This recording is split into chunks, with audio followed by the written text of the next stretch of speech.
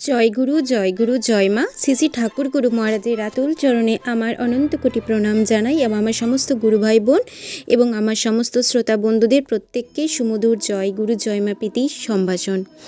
তো সমাজ শ্রোতা বন্ধুরা, আমার সমস্ত গুরু ভাই বোনেরা, আজকের এই ভিডিওতে আমি আলোচনা করব শ্রী শ্রী ঠাকুর গুরু মহারাজ নিগমানন্দ পরমহংসদেবের জীবনীয় বাণী গ্রন্থ থেকে পাঠ করে আমি শোনাচ্ছি। সেখানে শ্রী শ্রী ঠাকুর গুরু মহারাজ উনি ওনার শিষ্য ভক্তদের যখন শিষ্যরা প্রশ্ন করেছিলেন ঠাকুর গুরু মহারাজকে বিভিন্ন ধরনের সে প্রশ্নগুলি যেগুলি ছিল, তো সেগুলির উত্তরগুলি নিয়ে আজকে আলোচনা করব। তো ঠাকুরের এক শিষ্য ঠাকুরকে প্রশ্ন করেছিলেন যে ঠাকুর এর চিন্ময় দেহ কীরকম, তাছাড়া গুরু ও ভগবানের ঐক্য পার্থক্য কী, ভগবান দয়ালু কিসে। তো ঠাকুর গুরু মহারাজ তো শিষ্যদের এই প্রশ্নগুলি শুনে তিনি সুন্দরভাবে উত্তরগুলি সমাধান করেছিলেন। তো ঠাকুর গুরু মহারাজ কী বলেছিলেন সেগুলি শ্রবণ করতে থাকুন। ঠাকুর গুরু মহারাজ যখন বারান্দাতে বসে থাকতেন, তো ঠাকুর গুরু মহারাজের সমস্ত শিষ্য ভক্তরা ঠাকুর গুরু মহারাজকে ঘিরে বসে থাকতেন। তো ঠাকুর গুরু মহারাজকে পেয়ে তারা আনন্দে আত্মহারা হয়ে যেত। তো তখন ঠাকুর গুরু মহারাজের কাছে বিভিন্ন জ্ঞান উপদেশ তত্ত্ব শুনত এবং বিভিন্ন ধরনের প্রশ্ন করত। তো ঠাকুর গুরু মহারাজকে একজন শিষ্য প্রশ্ন করলেন যে আচ্ছা ঠাকুর গুরু মহারাজ, তোমার এই যে স্থূল দেহটা চিন্ময় কি না? আমি শুনেছি যে মহাপুরুষদের স্থূল দেহ পর্যন্ত চিন্ময় হয়ে যায়, তা এ কথা জিজ্ঞাসা করছি। তো তখন ঠাকুর গুরু মহারাজ বললেন, বাহ, খুব সুন্দর প্রশ্ন। তো ঠাকুর গুরু মহারাজ বললেন যে না, স্থূল দেহটা কেমন করে চিন্ময় হতে পারে? তোমাদের সামনেই এটা মরে যাবে, তোরা একে নিয়ে গড়বি, না হয় পোড়াবি। এই দেহটা চিন্ময় হলে তো আর কথাই ছিল না।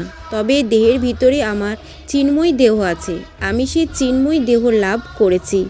আমি স্থূল দেহধারী হলেও যুগপৎ কেন্দ্র এবং পরিধির জ্ঞান আমার মাঝে আছে।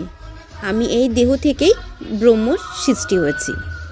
তো ঠাকুর গুরু মহারাজকে তখন আরেকজন শিষ্য প্রশ্ন করলেন যে আচ্ছা ঠাকুর গুরু মহারাজ, গুরু ও ভগবানের ঐক্য পার্থক্যটা কী?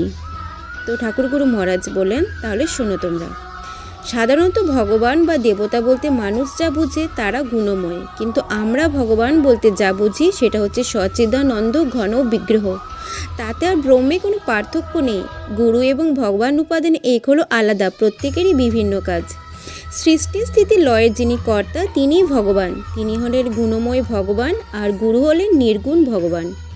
গুরুকে ভগবান বলে ছোট করা হয়। আমাদের দেশে গুরু এবং ভগবানকে এক করে ফেলে, তাই গুরুর কাছে রোগ শোক ভালো করে দেওয়ার জন্য মানুষ প্রার্থনা করে। এটা ঠিক নয়। ভগবান দয়ালু, তিনি আমাদের রোগ ভালো করে দেবেন, পুত্র দেবেন, এই জন্য নয়। সাধুরা যে ভগবানকে দয়ালু বলেছেন সে অন্য অর্থে। ভগবান দয়ালু কিসে? পুত্র মরে যাওয়ার সময় মা কি ছেলের দরুন ভগবানের কাছে কম প্রার্থনা করে? কিন্তু ভগবান তা শুনে কই। সুতরাং তিনি যেমন দয়ালু তেমনি আবার নিষ্ঠুর। যাতে জীবের কল্যাণ হয় তারই ব্যবস্থা করেন ভগবান। সুতরাং তার কাছে বিচার করতে যাওয়া জীবের পক্ষে অসীম সাহসের কাজ। তো এইভাবে শ্রী শ্রী ঠাকুর গুরু মহারাজ তিনি ওনার সমস্ত প্রাণপ্রিয় শিষ্য ভক্তদের প্রশ্নের উত্তরগুলি তিনি সমাধান করতেন। তো আশা করি আপনাদের শ্রী শ্রী ঠাকুর গুরু মহারাজের এই কথাগুলি ভালো লেগেছে। তো আপনাদের কাছে ছোট্ট অনুরোধ, শ্রী ঠাকুর গুরু মহারাজের কথাগুলি ভালো লেগে থাকলে তো আপনারা ভিডিওটিতে ছোট্ট একটি লাইক করবেন, আর আপনারা যদি চ্যানেলে নতুন হয়ে থাকেন চ্যানেলটি সাবস্ক্রাইব করবেন। এই কারণে যখনই আমি শ্রী শ্রী ঠাকুর গুরু মহারাজের সম্বন্ধে যখনই কোনো ভিডিও বা ঠাকুরের মুখনিসৃত অমূল্য বাণী, ঠাকুরের অলৌকিক ঘটনা বলি এবং তাছাড়া বিভিন্ন ধরনের বিষয়গুলি আমি কাহিনীগুলো দিয়ে থাকবো, তাহলে সেগুলি আপনারা শ্রবণ করতে পারবেন। আসুন আপনারা সবাই মিলে আমার সাথে বলুন, জয় গুরু জয় মা।